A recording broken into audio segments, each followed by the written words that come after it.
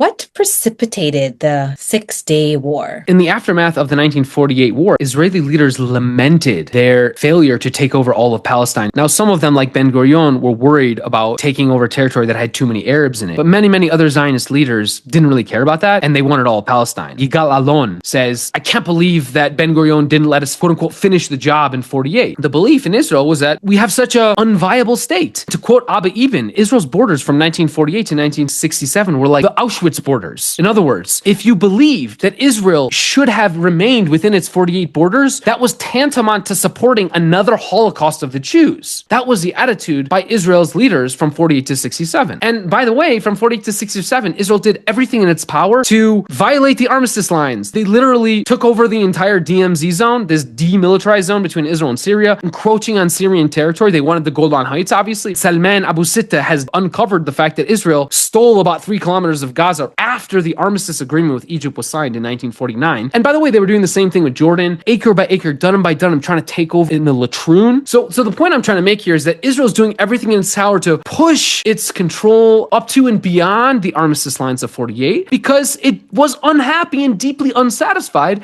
with those 1948 borders. That's why Israel never declared its borders. They insisted that the armistice lines were just that. They were armistice lines. They weren't borders. All of that is background to say that in the months and years actually leading up to June 1967, all of those border skirmishes were escalating. The Syrian-Israeli border skirmishes are escalating, as are skirmishes with Egypt. And basically the immediate trigger is that the Soviet Union tells Egypt that there's an Israeli threat on Syria. And of course there had been many dozens, hundreds of threats over the years. And so the Egyptians believed that. And as a response, they move troops into the Sinai Peninsula, they kick out this UN peacekeeping force, and they close the Straits of Tiran to Israeli shipping. Now, American and Israeli intelligence assessments were that Nasser doesn't want a war, that even if he did attack, and even if the other Arab states joined, Israel was by far the military superpower here and would destroy the Arab armies even if attacked first. But for Israel, this wasn't a crisis, this was an opportunity. As we just said, Israel had spent the previous 18 years doing everything in its power to extend a border, just another dunham, just another kilometer. And so it finally had this excuse. So on June 5th, 1967, in a surprise attack, Israel takes over in 6 days the Gaza Strip, the West Bank, the Golan Heights, and the Sinai Peninsula, tripling the size of the country. In the aftermath of the war, in the early 1970s, every single Israeli leader that made the decision to go to war in June 1967, they came out confessing that after the war, they had invented this myth that Israel had faced an existential threat. And had they not acted first, they would have been wiped out. That was a lie perpetrated after the war in order to justify what was at the time a war of choice and a war of aggression. And there were 0 people in the cabinet, in the Israeli security cabinet, that made the decision to go to war that would disagree with what I just said.